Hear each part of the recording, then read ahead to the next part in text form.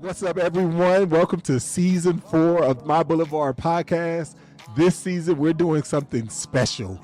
I am here with my co-host, Missy. Say what's up to the people, Missy. Hello, I'm so excited to join you, Dhati. I'm looking forward to the opportunity to talk about the who, what, when, where, how, and why of urban missions. That's right. This season, we are going to be walking through together, like live, real conversations. We're going to be talking about real questions, really practical wisdom about how to do ministry in urban environments. Yeah, this is going to be a primer for all of us. So let's join this journey. Let's grow, learn, and push forward urban missions together. Stay tuned. This season, we're going to talk about how you can do ministry where you live, where you work, and where you worship. So let's go. Let's go. All right, Missy, we're going to try this again like last time, so I'm just going to let you know. All right, you ready? You ready for this? I'm better. I'm back and better. All right, here we go. Welcome to season 4, episode number 7 of This Is My Boulevard podcast. I am Dhati Lewis. And I am Missy Branch. There it is. You see, that's how Confidence. that works. I Confidence. wasn't stepping out You in confidence. stepped That's what out I'm saying. on faith, and that was great. I'm glad that it happened. So we are continuing all things urban, and today, we're going to talk, and it kind of brings me a little nervousness because, people already think we're just an organization about the church, but it's more than the church. It's more than the local church, like we talked about. But the church is essential, and it is God's plan. So we are going to talk about this. But today we're going to specifically ask, how can the church show up more effectively in urban spaces? I mean, the church is God's vehicle. Yeah. So, we got to talk about it. We got to talk about it. We have to talk about it. So we're jumping into it. And, and I pastor a church and all that. And so let me give the disclaimers up front. Like, I'm not talking at anyone. Right. I am talking with, as someone who is lamenting, right, the state of the world and the state of the church. And, and I'm thinking about, and again, when I'm talking church, for the purposes of this podcast right now, we're talking about the local church and how we are expressing ourselves locally. We're not talking about the global church. We're not talking about Christians. So I just wanted to kind of, throw that caveat out there, as we talk about church today. So, yeah. One of the things I do think is, I think it's a misnomer that churches are not doing anything, right? We spend a lot of time with a lot of Christians in a lot of spaces, and we know the local churches are serving their communities. So again, just to be clear, this is no secret message to somebody that we think is not doing anything. But I do often wonder if people know exactly how their church can show up. I think there's a lot still to learn and more opportunities that can be taken advantage of. Yeah. And I think that's another disclaimer, because we do not have anybody's churches in mind as we are talking about this podcast. We wasn't like, hey, this is a great way to talk about so-and-so's church without, this is not that, right? We're just talking about, we love urban. We love Christ, right? We want to see impact. We love the mission, right? We are trying to strengthen missionaries. And so, in a good part, I think about half of our missionaries are church pastors and leaders. They primarily use the church as their vehicle to express. And so, although we have poets and practitioners and polymaths, we also have pastors, people that are utilizing and expressing through the local church. And so I just think that it's important for us to talk about that, and so when we think about the church, the local church, showing up more effectively in urban spaces, as someone who has been a part of church planting teams, you've planted church, you have been a part of churches, you were raised in the church? Yeah. When my mom became a believer, that's all we did. And what age were you when your mom became a believer?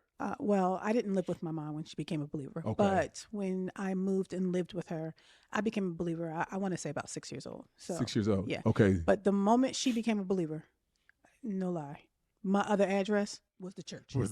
So we can effectively say you are a church kid. Yes. All right. Because, I'm coming from a completely different side. I was not a church kid. I was not someone who was raised in the local church. I discovered the local church at the grand age of 20 years old. And that's when I started coming. I mean, when I tell you, it is like, I didn't know stories like David and Goliath.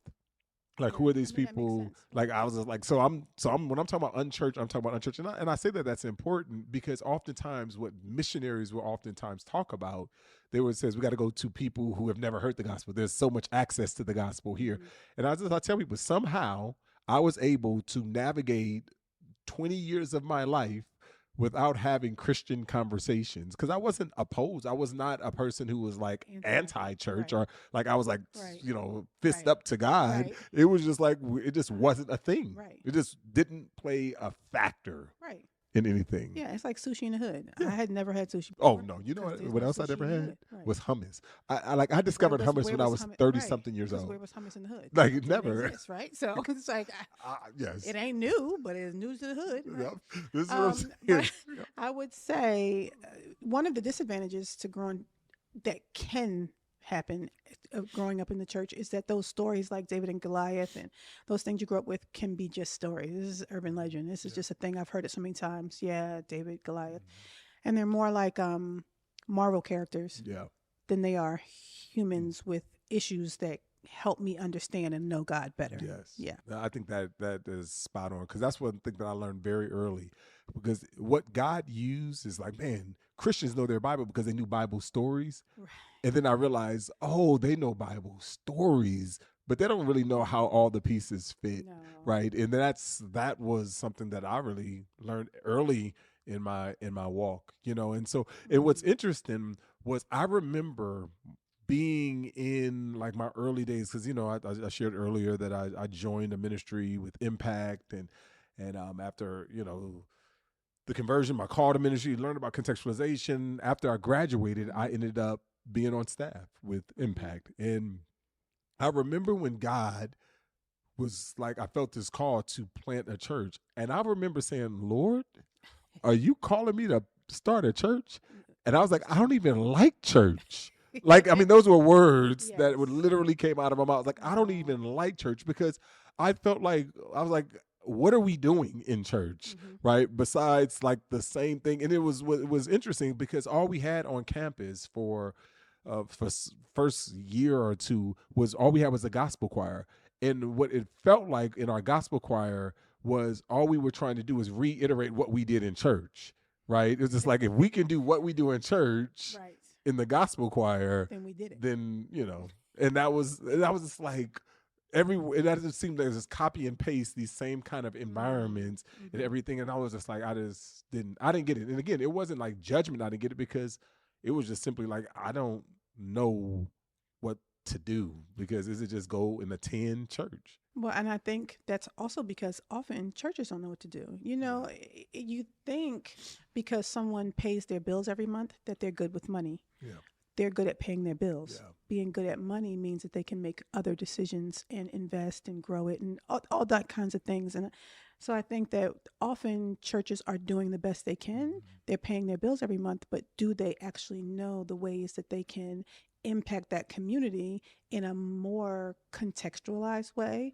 Because you're right, a gospel choir will meet the needs and scratch the itch of a certain demographic, but only that demographic. Yeah. And yet this community is bigger than this particular demographic. Yeah. For someone like you who can sing, and is about to come out with her own solo, love a good gospel choir. I ain't gonna lie to you, okay? But for someone like me who is tone deaf and can't like not even tone deaf, deaf. See, the TH, tone deaf. Like when you hear me, you're just like, there's something died inside of it, like the tone, the beat. Catch it, Dhati, catch it. Like I tell people all the time, like the Lord gave all of the musical, all of that talents to my older brother and my younger brother, and it's just like, you don't need any of it. Wow. Okay. So it's just kind of like, but I love music, but it's just like, that's it. That's it. And right. And so the gospel choir, like, so literally when I would go, and again, this is not about gospel choirs, but when I would go to thing, like I was that, like the loud, crazy dude, like that was at the gospel choirs, because it's like, oh, he can't sing. And you were right. I can't sing, but I was the hype man for the gospel choir. You were the one that when someone sang on Sunday, the old ladies would be like, bless him, Lord. Sing anyhow. Let them use you. You know what I'm saying? And but I do have some trauma, I got to confess, around gospel choirs. And here's my trauma. Here's my trauma. We'll get to the urban stuff. Here's my trauma. I remember going, and like everyone's singing melodies, like everyone's singing their song. It's like something's off. All right, what is it? Sopranos, you sing, and then all right, altos, you sing. Tenors, you sing, and then there would get like the tenors, and there would like be sections. I was like, all right, row 1 sing, row 2 sing, and then they come into me, and I was just like, oh, I felt like Achan, right? In the sin of Achan, like it just like coming down, and I was just like, yeah, y'all, is that how this is? Call me out? So I have trauma behind that, like I think we all have mine isn't around gospel choirs, but it is around tennis, so I understand. It's just those moments where you're just like, so you really gonna do that to me, right? You're just gonna call me, like everybody knows already. We know where this is coming from. So anyway, so like we're talking about churches, we're talking about churches in urban environments, and sometimes church needed to show up a little harder, a little different for you, and they needed to show up differently for you, and they needed to show up for me different. All right, so let's talk about this. Like, what would you say are some of the gaps, right, that exist between the church and specifically urban contexts, right, and how can they be bridged? Sometimes I don't believe that the church. Well, I believe that sometimes the church can be behind or unaware of what is going on in culture. So not knowing the things that the community around them is listening to, is moving this culture, the direction that the culture is going, even from style to preference to wholesale beliefs. I think that often pastors are unaware that the things that they see out there are happening in their church. And then if they are aware, they're not aware of the degree or the level to which it's happening at the church. And then there's the idea of there's certain sins that, this community may be dealing with that, but I don't even know how to speak to it, so I'm never going to address it. Yeah. And so then their own pastoral insecurity or leadership insecurity or lack of information keeps them from being able to address things that are actually huge in this space. Yeah, I think that is good. I think even being able, like how I even asked the question, it was kind of like for me a trick question, and how it was phrased, because I think historically, especially here in America, where the church was not like different from the context, it was a part of the essential fabric of it. And so like oftentimes I think like, man, we got to stop going in from solely going to, we got to reach the neighborhood to understanding how to become a part of the fabric. Because if you think about the history, especially amongst African Americans, like the history is that it has always been an essential place. Like, that's why in Sundays, historically, it's been the place where that we meet longer, because it was the place that we had freedom. We had it was the place that had impact in every area, in every aspect. And so this is not to say that, okay, so because we went long, 200 years ago, we need to keep on going long. Well, I'm please. married to a preacher, so. You said you married to okay, well, I just got to, like, at some point, I'm just like, hey, just because they went long 300 years ago or 100 years ago, don't mean we need to go long now. Like, let's just get to our point. Let's say it, and let's go ahead and do it. Sometimes, it's called the spirit. It's the spirit. Like, that's, yes. Yes. Yeah, no, I'm being facetious. I don't even think necessarily it's about, I think there's cultural things to that. There's denominational things to that. Right. There are moments being sensitive to the spirit. Yep. So I'm not even saying that. You do what you got to do, right? But I do think we do need to be aware that whether you're going to be long or not, people's attention spans are way shorter than they were 200 years ago. It's called Netflix. Right. So now you know, and now people know that they have options. I don't even got to come here no more. Yep. I can watch this online. Right. And your guilt is not going to, like, you do this for the Super Bowl, right? But again, I'm also not against longer services. I'm not against any of that. What I'm saying is properly contextualized, becoming all things to all people. And I think sometimes it's like we are doing things. You've heard of the ham, grandma and the ham analogy, right? Have you heard that? Grandma? The ham analogy? And the ham. Yes. No, so it's the little girl who went to her mom. Okay. And he says, Mama, why do you cut the ham off the yes. ends. I've heard a different version. You heard of a that. different version of that. All right. Yes, well, this yes. is my Okay. grandma in the ham. Okay. And she was just like, I don't know. My mama did it. Go ask her. Your grandma. She went to grandma. It's like, grandma, ma cut the ends, the end of the hams. Why do you do it? She told me to ask you. She didn't know why. He was like, I don't know why I did it. I did it because your great grandma did it. Go ask your great grandma. And she went to the great grandma. Like, we cut the ends off the hams. Grandma did it. She said she don't know why she did it. She got it from you. And, mom said she did it. And she doesn't understand. And ultimately, she's like, well, I don't know why those fools did it, but I did it because I only had a pan so big, right, and that's what that I had to cut. That's what I had to do. And I think sometimes we can fall into that. Like, we just doing stuff just because they used to do it. But there are so many things. So I think a better question is like, how do we infuse ourselves into the fabric? And I think right now the church is no longer a part of, I'm not going to say no longer, but it's not an essential part, less and less. Yes. A part of the fabric of urban and communities. And so oftentimes the church is now trying to make sure it stays unstained from the community versus engaging the community. Yes. If you're going to be around the sheep, you're going to smell like sheep. Yeah. And so I think that to me is critical. Yes. Right. And so like what are some of the ways that we can build like these partnerships so that we can be engaged? I was actually going to say build partnerships. I think one, I do think I know of a church in a city. I have friends who go to this church, and they have said to me that the community around us wants to know why you're here because you don't engage with us at all. It's almost like the church's purpose is to serve itself. Yeah. So you all come to this building to be together and then to leave, but we don't exist around you. Yeah. And there's something broken about that. Yes. So to me, a church should not exist in a community and not be a part of that community, not be assisting that community, not be aware of what's going. Even awareness is being a good neighbor. That's what I'm saying. Like, I know that when we park on the street every Sunday, y'all don't have parking spots. Yeah. So now we're aware of that. So now how can we be good neighbors? Right. We're aware that when we shovel the snow in front of the building, don't throw it on their driveway. Right. And then ignore that the old lady across the street can't shovel hers. So we just like, well, if we were going to shovel hers. Yeah. Right. So I think that that's just being good neighbors and a part of the community, members of the community, and not just individuals who show up. But then I do think that partnering with the nonprofits in the community, with elementary schools in the community, with businesses in the community, especially a particular church I went to was across the street from a candy store. And in this particular church community, the way we knew we were going to win people to the church was through the children. Yeah. Well, if we know the children are going to the candy store. Yep. We're going to partner with the owners of the candy store.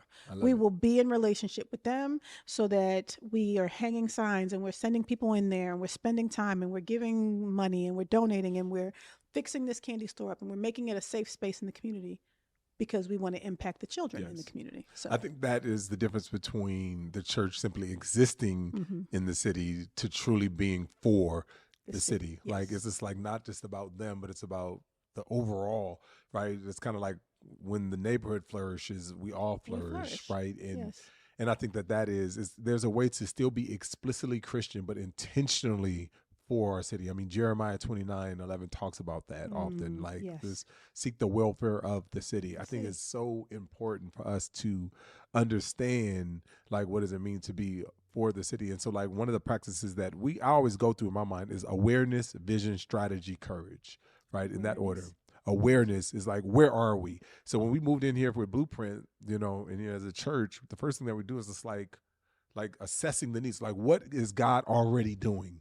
What is already being served? So we said, like, for the first 6 months to a year, we're not going to do any ministries, not going to create ministries. We're just going to see what is already taking place, right? And then vision was just like, where does God want us to be, right? And there's some clarity that we've been talking about, make disciples and all the things. So like, we're not shifting our purposes and we still want to be explicitly Christian, but intentionally for the city, right? And so we do that. But then the third one is strategy. Well, how do we get there? And so for us, after we did that due diligence, what we did was, hey, we had one city group that says, hey, if you're going to be a part of this city group, you have to become a part of the PTA. because they was doing some stuff. Wow. And so they all joined the PTA. Wow. And they went to the teachers and said, hey, you guys, to the teachers, we want to make your job so that all you have to do is focus on the teaching of the kids. And you know what happened? The teachers loved us, right? The kids, the parents loved us because we were for their kids. And, you know, and so it's just like, but then we went to, you know, to the rec center instead of us going to start on our own league. And I'm like, again, we went to the rec center and says, hey, we want to provide all the coaching and all the staff for you. And they was like, you know, so guess what happened? The rec league loved us, right? Because we were a blessing and not a burden. Right. We weren't going in. And so just kind of thinking, and what I love about this is that in a lot of ways, My Boulevard has this kind of baked in because we have poets, we have pastors, we have practitioners, we have polymaths. And so when we go in, we don't have to try to be everything because there's natural synergy of people who are already thinking along the same way as you, and you can partner with those missionaries to do. And so that's the kind of the built-in nature of it. And even if a missionary per se is like something that you think is needed in your city, you may have someone who's doing it somewhere in the country by being connected to the Boulevard family, then you can learn like, oh, here's what you're needing to look for in your city. Question then, when I think about that, I think about partnerships with organizations, but what about local leaders and even dealing with politics on the local level? Do you think churches should be involved in that? I think 100%. Now, it's a difference to it becoming primary. Right.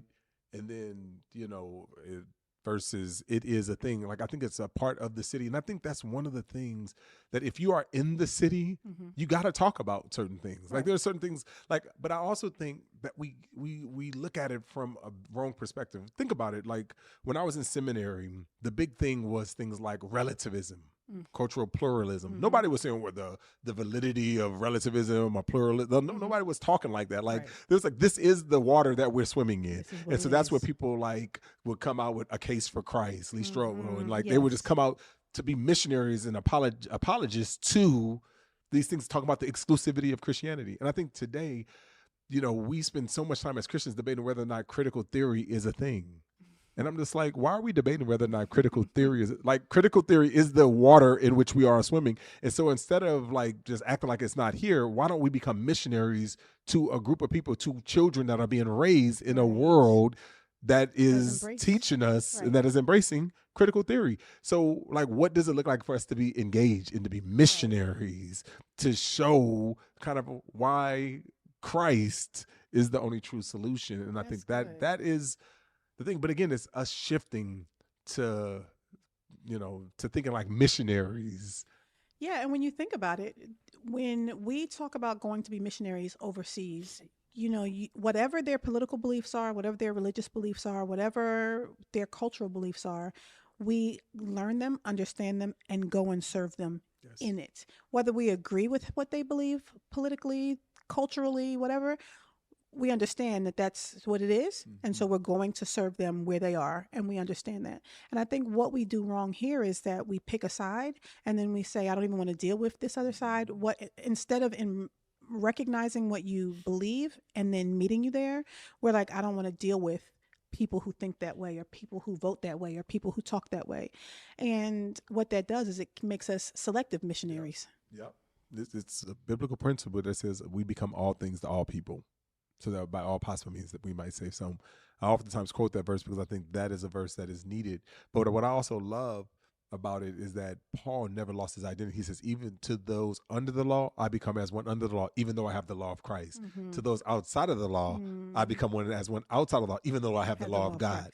Right? You see what I'm saying? So here's the thing. Paul never lost his identity. As he's going, he understands that he is a missionary, but he knew that there's certain flexibility that he had to engage in order to win. But for us, we divide over preferential stuff versus principally driven things. And I think that is the thing that's killing us, you know. I do also think one of the ways in which the church can be not thinking well, again, not all, but some, is that the idea of the long game. Like, I am in this community not to see change happen in a year necessarily, but that I may start entertaining these kids, right? But I may be doing discipleship with some 5-year-olds, and it's when they graduate high school that I see the fruit of what we invested in them. Well, it's true that if you're going to disciple 5-year-olds, there has to be some entertainment. That's true. Yes, we all are very versed in 5-year-olds. Yes. So there's got to be. So there will be entertainment. Yeah, there Amen. will be some entertainment. Yes, some biblical entertainment. But what I'm saying is though, but understanding that I may not see fruit until graduation from high school. These people, but do I have that mindset? Do we as a Christian community have the mindset that we're here for the long haul in these relationships? And I oftentimes tell people, don't overestimate what you can do in a year, but don't underestimate what you can do in 5 or 10 or whatever. Like Blueprint, I tell you all the stories about we've done in Blueprint, and we're now going on 14. This is our 15th year that we are in. And I believe right now we are just now getting to the point where people in the neighborhood are walking to church and coming to church. Like, because we've always said, man, and it's taken 15 years of just being present, serving on them, loving on them, being a direct and doing center, that. And being in the school. And that's the thing, right? It's just now, like, they knew about us, but they weren't coming to the church. They weren't coming to, now we're starting to see people coming to the church. And that's the part that we play the long game. We need to become a part of the community. And I think we also need to utilize our members to do ministry where life exists. Like, you have poets, you have practitioners, you have polymaths within your church. And I think one of the things that we overlook oftentimes is that how can we turn a lawyer or a doctor, or instead of like, praise the Lord, we need it. And I'm a pastor and I know we need it.